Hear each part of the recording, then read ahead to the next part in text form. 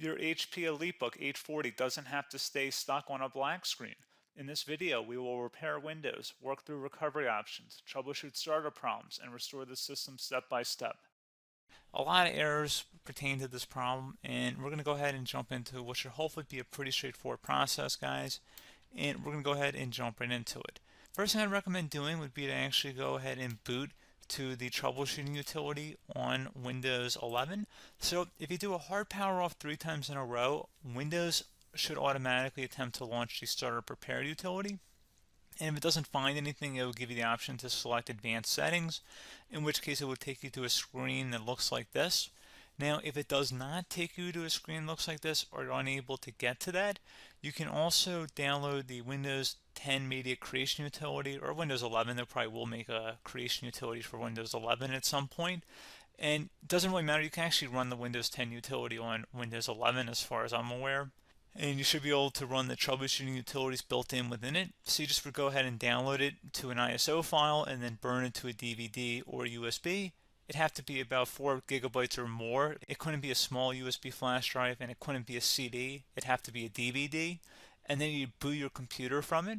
So depending on the computer manufacturer, you'd have to tap a different key on your keyboard in order to launch that menu, in order to select what boot drive you want to go off of. So it could be anything between the escape key, F2, F8, F12, for example. And those are the function keys on the top of your keyboard. So you may have to just do a little bit of trial and error. Shouldn't take you more than a couple minutes. Googling it would probably be best before you even begin. But anyway, we're ready to go ahead and jump right into it. So we're on the choose an option page. So these will look very similar whether you're booting from it directly within Windows itself, or if you're plugged in a USB flash drive with the media creation utility installed and you selected the recovery option. So when you are setting up your Windows 11 installation or Windows 10, depending on the drive you're using, there should be an option to repair your computer in the bottom left corner of the dialog window, one of the first screens that comes up. You go ahead and select that, and then it would take you to a troubleshooting screen like you see here. And you want to go ahead and select troubleshoot, reset your PC, or see advanced options. And then there are going to be a whole bunch of options in here that we're going to explore in today's video. The first one, we're going to actually go underneath advanced options, and then select startup repair, fix problems that keep Windows from loading. So go ahead and select that first.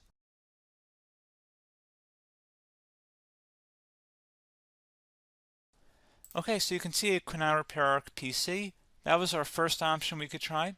Something else, if we go back into advanced options here, and then select troubleshoot, we're going to go underneath advanced options again.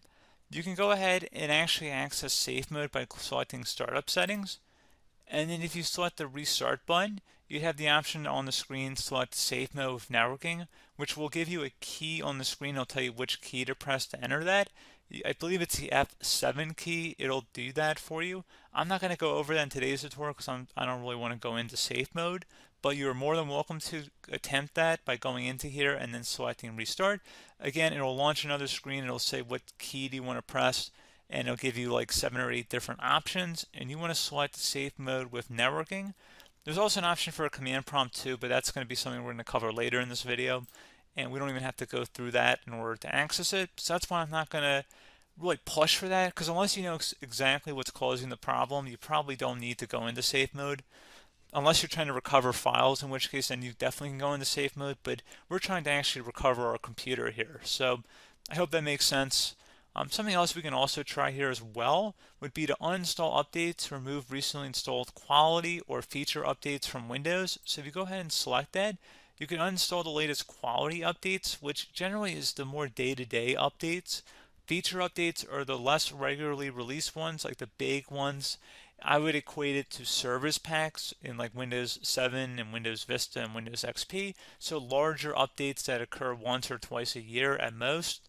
And the quality updates are more just a regular update. So probably obviously depend, it'll take longer if you're going to try and uninstall the latest feature update versus quality update.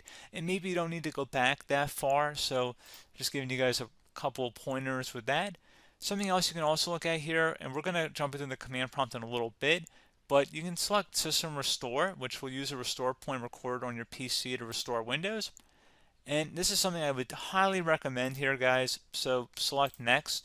Assuming you have a restore point saved on your computer, you go ahead and select the most recently created one, and you'll select next, and then you'll select the drive. You shouldn't actually have to select the drive. You can scan for affected programs, but we're going to keep it all default here, and then we're going to select finish. So once started, system restore cannot be interrupted. Do you want to continue? I think we're going to select yes. I don't think we have anything better to do on our computer right now, so just give it a moment here to initialize. It will take a couple minutes to run, obviously depending on how large your hard drive is and how much is saved on the system restore point. So just give it a couple minutes here.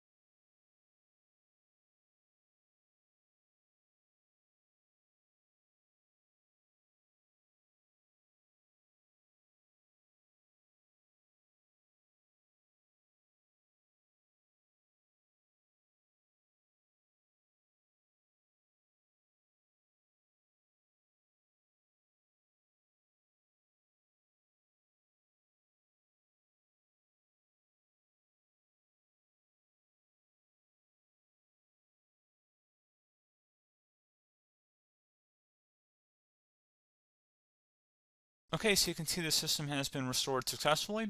We're going to go over a couple different methods in addition to that if that did not work. So I'm just going to pause the video and we're going to start back on the recovery screen that we started with. Okay, so a couple other things we can try here too. If you go back into troubleshoot, you can select reset your PC while you choose to keep or remove your personal files and then reinstalls Windows.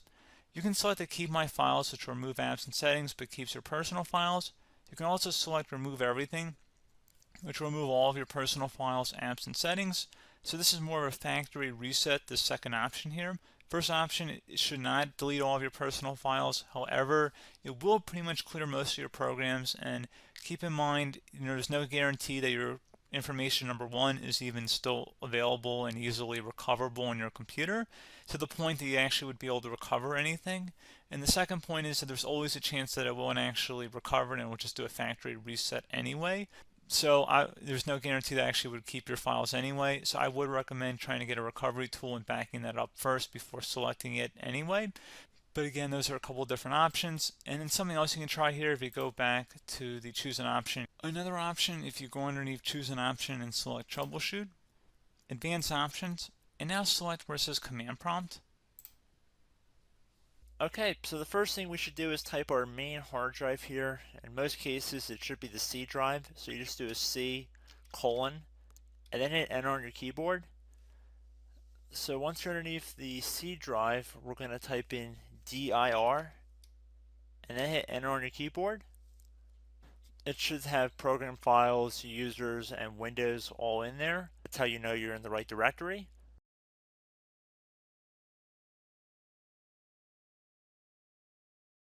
In some cases, it might be the D drive as well, so just keep that in mind.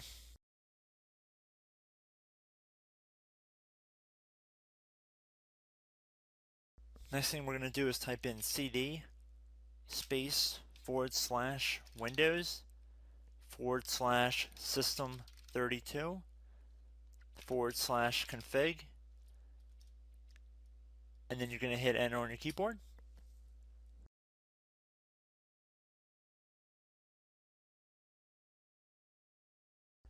So now you're going to type md space backup. If you've seen other tutorials, it might also say to put down md backup. That's because the backup name is pretty common when you want to back something up. So you can name this whatever you want, doesn't have to be backup. So if you've already made a backup folder in the past, you could do backup 1, for example. So once you're done setting the name you want the backup to be called, hit enter on your keyboard again.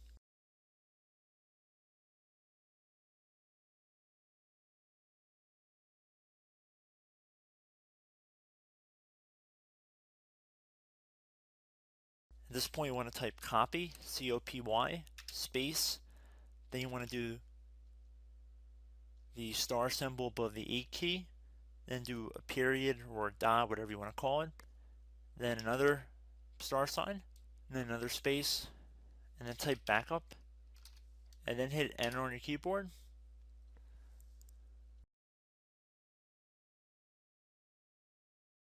Now you want to type cd reg back, REGBACK, and then hit enter on your keyboard. So now that we are under the reg back, so now you want to type dir again, and then hit enter.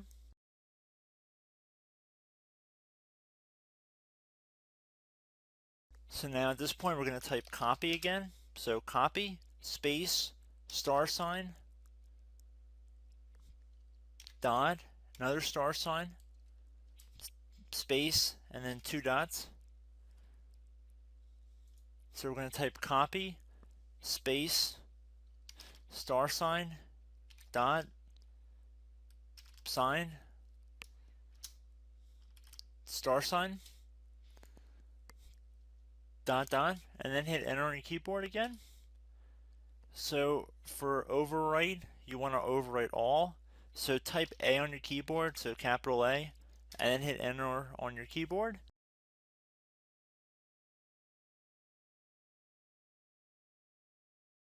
So at this point you should be good to go. You can close out of the command prompt window, and if you accidentally continue to Windows 10 you should be all set. So I hope one of these 3 or 4 different methods we went through in this tutorial helped you guys out. Again, I'm not sure if you guys heard me earlier, but try to go back into your safe mode if possible and uninstall any programs you know might be conflicting with the Windows startup if you can get into safe mode. So just keep that in mind. Something very simple like that could be blocking up everything. So again, I hope this tutorial helped you guys out, and I will catch you in the next tutorial. Goodbye.